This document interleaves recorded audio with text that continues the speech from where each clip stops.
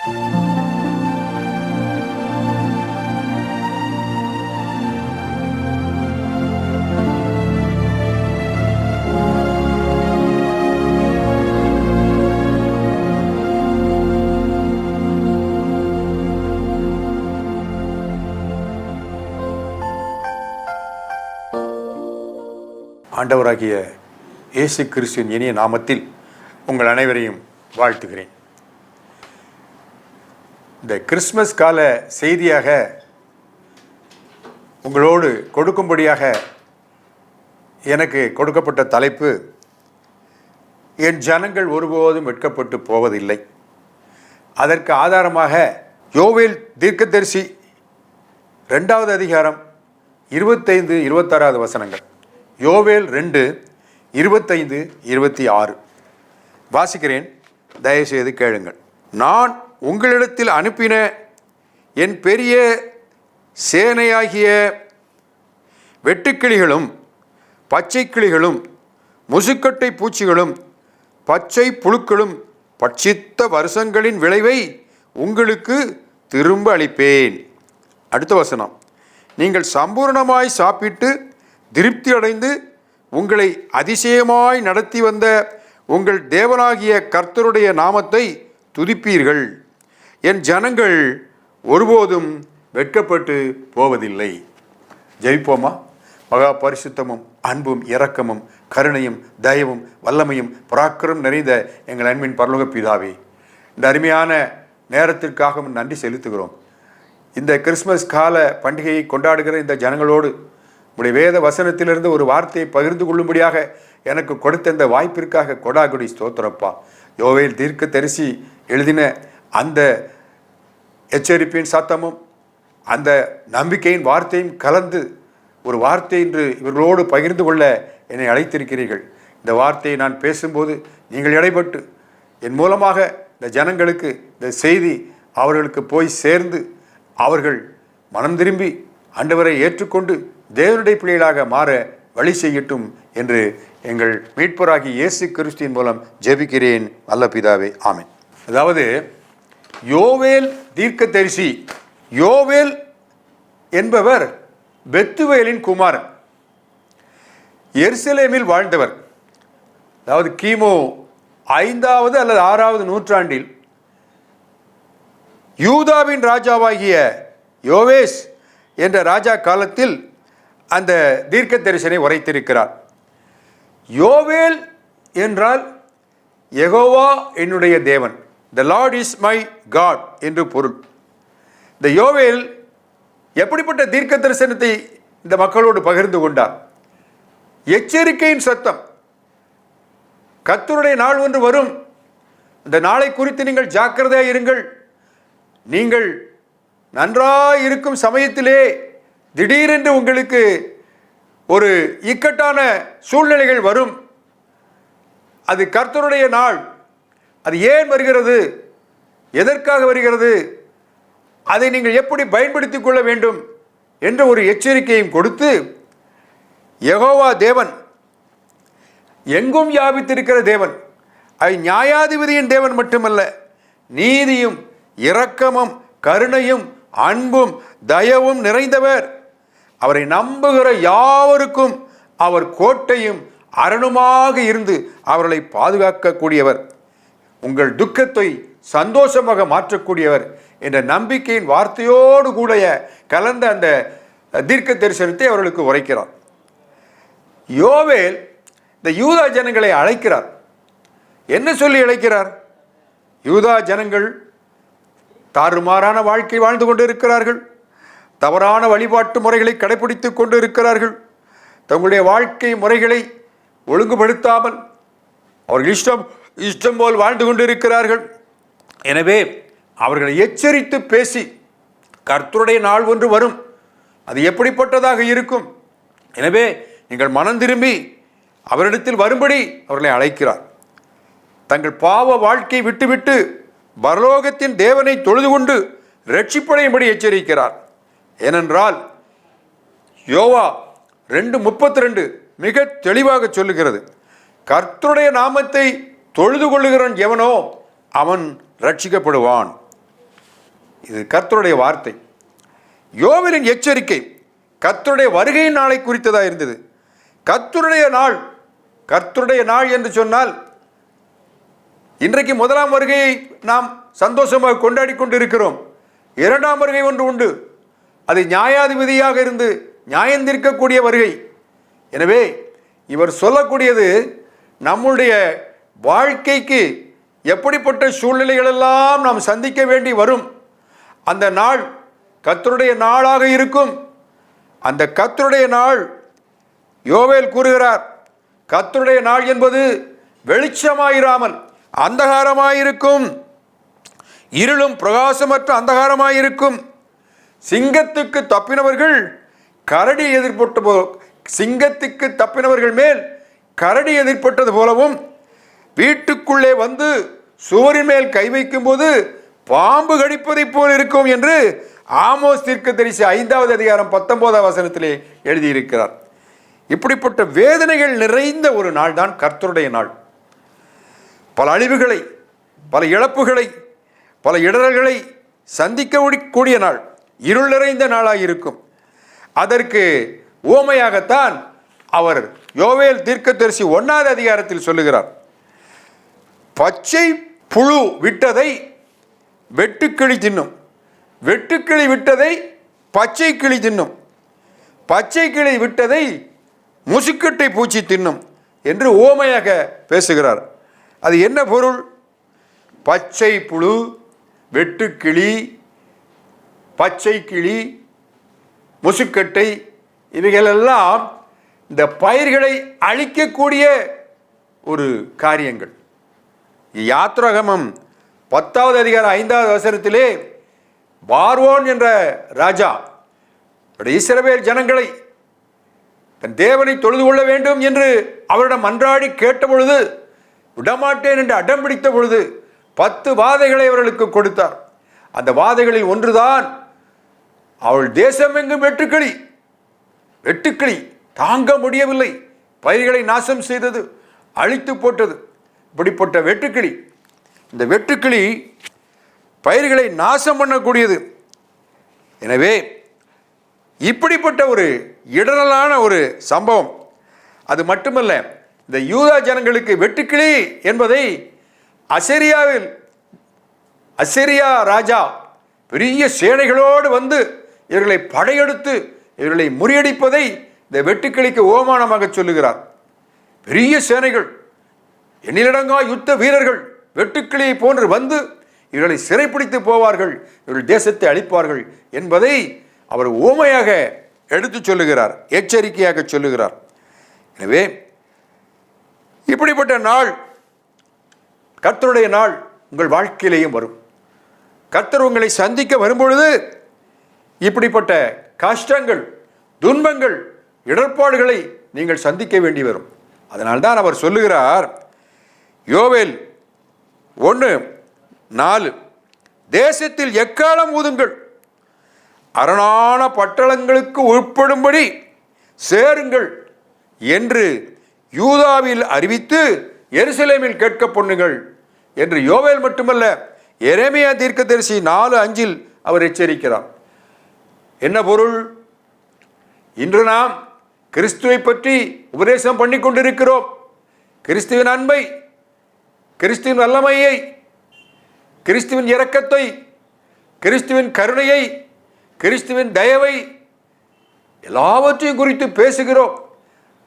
தேவாதி தேவன் நமக்கு கொடுத்த வாக்குத்தத்தங்களை சொல்லி, நீங்கள் பயப்படாதிருங்கள், எல்லாவற்றையும் அவர் பார்த்து கொள்வார் என்றெல்லாம் சொல்லி இந்த ஜனங்களுக்கு உபதேசம் பண்ணுகிறோம். நல்லதுதான், அது உண்மைதான். ஆனாலும் எக்காலம் ஊதுகிறோமா? கர்த்தருடைய நாள் ஒன்று வரும். ஒரு நாள் மேகங்களின் நடுவே தேவ தூதர்களோடு, எண்ணிலடங்கா தேவ தூதர்களோடு உங்களை சந்திக்க வருவார், நியாயந்தீர்க்க வருவார். அப்பொழுது நீங்கள் வெட்கப்பட்டு போகாதபடி எச்சரிக்கையாயிருங்கள் என்ற அந்த எக்காலம் ஊதி நாம் பிரசங்கம் பண்ணுகிறோமா? எக்காலத்தை ஊதுங்கள். இந்த ஜனங்களுக்கு எச்சரிக்கையின் பிரசங்கத்தை சொல்லுங்கள். இந்த ஜனங்களுக்கு மேல் பூச்சி பூசி காயங்களை மேலாக ஆறும்படியாக புண்களுக்கு காயத்தை மருந்து போடாதீர்கள். இந்த ரணத்தை பிதுக்கி எடுத்து அது முற்றிலும் குணமாகும்படியாக இந்த கல்லான இருதயம் நவமான இருதயமாகும்படியாக அவர்களுக்கு ஒரு செய்தியை சொல்லுங்கள். அப்பொழுதுதான் இந்த ஜனங்கள் கிறிஸ்துவை ஏற்றுக்கொண்டவர்கள் பரிசுத்தத்துக்கு மேல் பரிசுத்தமடைந்து தேவனுடைய ராஜ்யத்தை அடையும் தகுதி அடைவார்கள். எனவே இந்த ஓமையின் பொருள் பச்சை புழு, வெட்டுக்கிளி, பச்சை கிளி, மொசுக்கட்டை என்பதெல்லாம் பயிர்களின் சேதம், அசிரியரின் படையெடுப்பு, இப்படி அடுக்கடுக்கான யுத்தங்கள், வறுமை, பஞ்சம், இழப்பு என்று பல சோதனைகள் சந்திக்க வேண்டி வரும். இவையெல்லாம் இருளாகத்தானே இருக்கும்.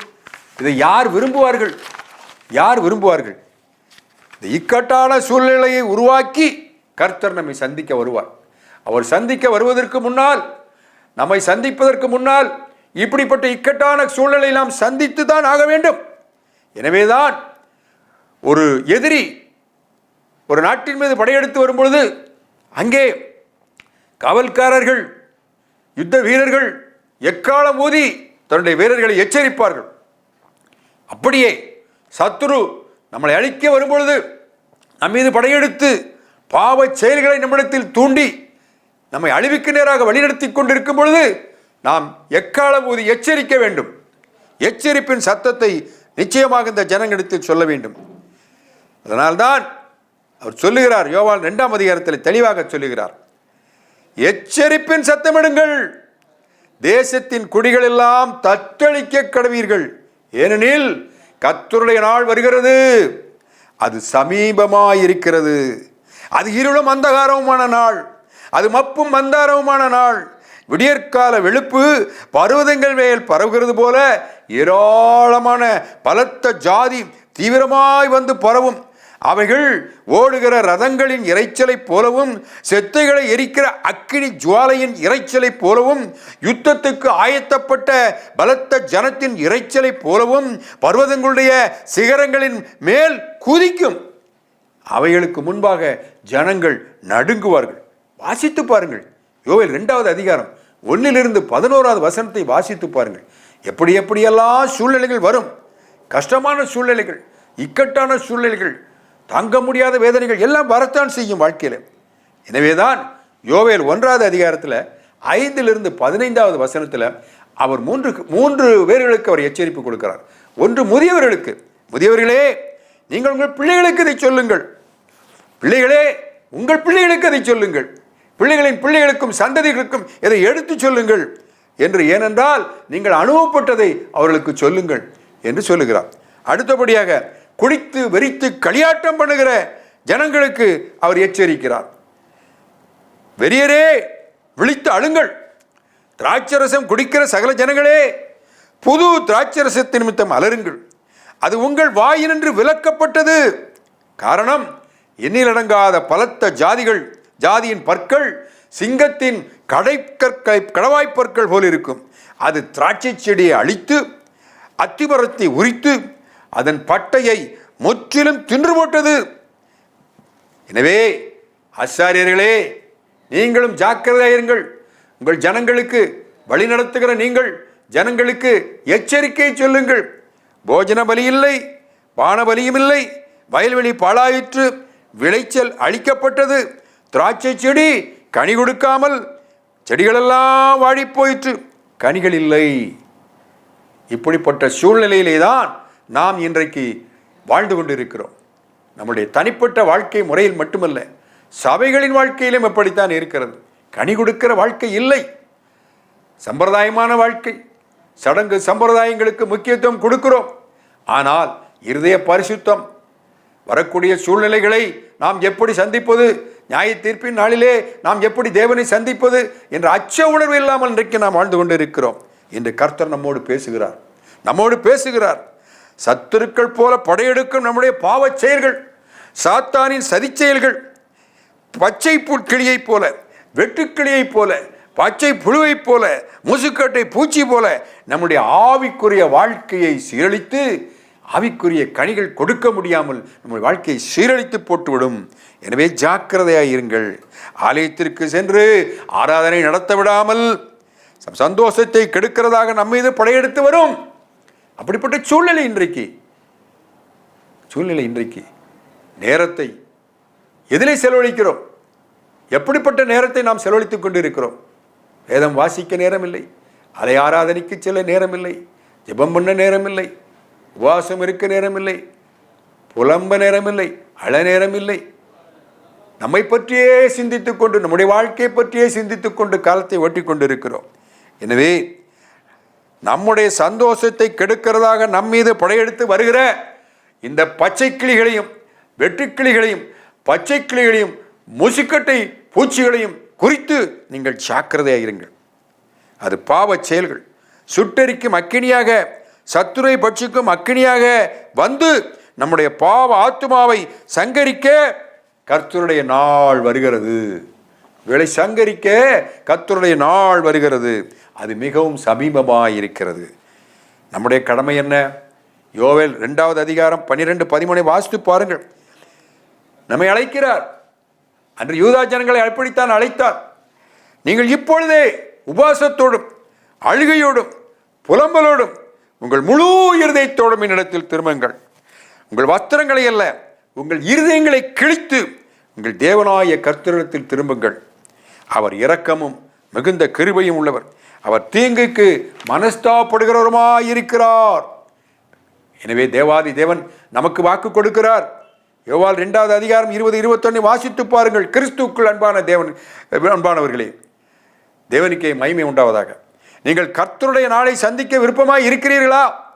அவர் வந்து வடதிசை சேனையை, அதாவது நம் சத்துருக்களை நமக்கு தூரமாக விலக்கி அதை வறட்சியும் பாழுமான தேசத்திற்கு துரைத்து விடுவேன் என்று வாக்கு கொடுக்கிறார்.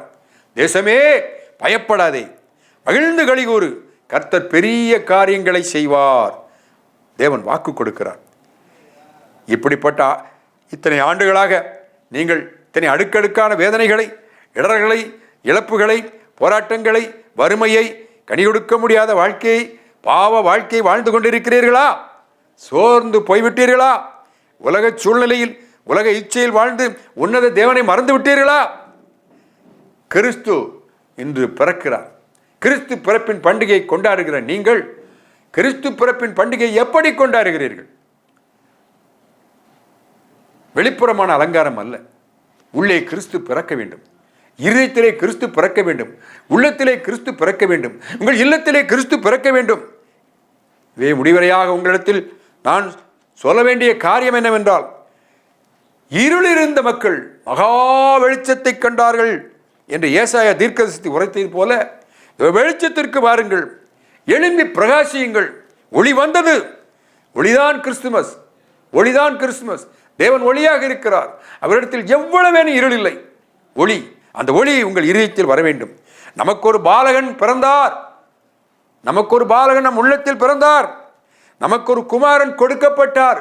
இந்த குமாரன் மாசு மறுபற்ற பாவமில்லாத பரிசுத்தமான குமாரன் உங்கள் உள்ளத்தில் பிறக்கட்டும். நமக்கு ஒரு குமாரன், மாசற்ற குமாரன் நம் இல்லத்தில் பிறக்கட்டும். அவர் கர்த்தத்துவம் நம் பாவங்களை எல்லாம் அவர் தோளின் மேல் சுமக்கும். அவர் நாமம் அதிசயமானவர், ஆலோசனை கர்த்தர், வல்லமையுள்ள தேவன், நித்திய பிதா, சமாதான பிரபு. வெள்ளத்தில் சமாதானம் கண்டிப்பாக நிலைக்கும். உங்கள் செங்கற்கட்டு இடிந்து போகட்டும். செங்கற்கட்டினால் உங்கள் வாழ்க்கையை கட்டாதீர்கள்.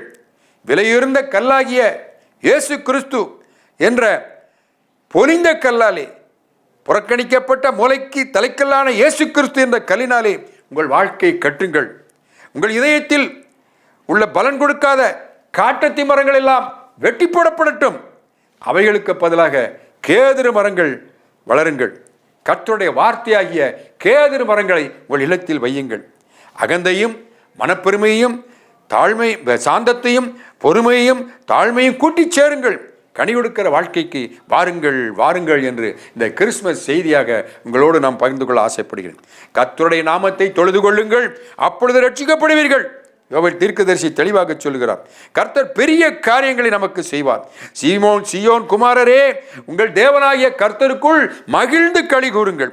அவர் தக்கபடி உங்களுக்கு முன்மாறியும் பின்மாறியும் வருஷிக்க பண்ணுவார். வரக்கூடிய புத்தாண்டிலே உங்கள் களஞ்சியங்கள் தானியத்தினால் நிரம்பட்டும். ஆலைகளில் திராட்சரசும் எண்ணெயும் வழிந்துவிடட்டும். ஆவியின் கனி கொடுக்கும் ஆத்துமாக்கள் நிரம்பட்டும் நிரம்பட்டும். எனவேதான் அவர் யோவேல் தீர்க்கதரிசி மூலமாக இன்றைக்கு இந்த வசனத்தை நமக்கு கொடுத்திருக்கிறார். அவர் உங்களிடத்தில் அனுப்பின பெரிய சேனையாகிய வெட்டுக்கிளிகளும் பச்சை கிளிகளும் முசுக்கட்டை பூச்சிகளும் பச்சை புழுக்களும் பச்சித்த வருஷங்களின் விளைவை கர்த்தர் உங்களுக்கு திரும்ப அளிப்பார் என்று அவர் கொடுத்த வாக்குத்தத்தத்தை நம்பி நாம் அவருக்கு நம்மை அர்ப்பணிப்போமா? ஒரு சின்ன ஜெபம். எங்கள் பரிசுத்தமுள்ள அன்பின் பரலோக பிதாவே, இந்த செய்திக்காக கோடாகோடி ஸ்தோத்திரப்பா. எங்கள் வாழ்க்கையிலே எத்தனையோ இடர்கள், எத்தனையோ துன்பங்கள், எத்தனையோ இன்னல்கள், எத்தனையோ இக்கட்டுகள், பாவ செயல்கள், பாவ சிந்தனைகள் எங்களை கனி கொடுக்க முடியாதபடி தடுத்து கொண்டிருக்கிறது.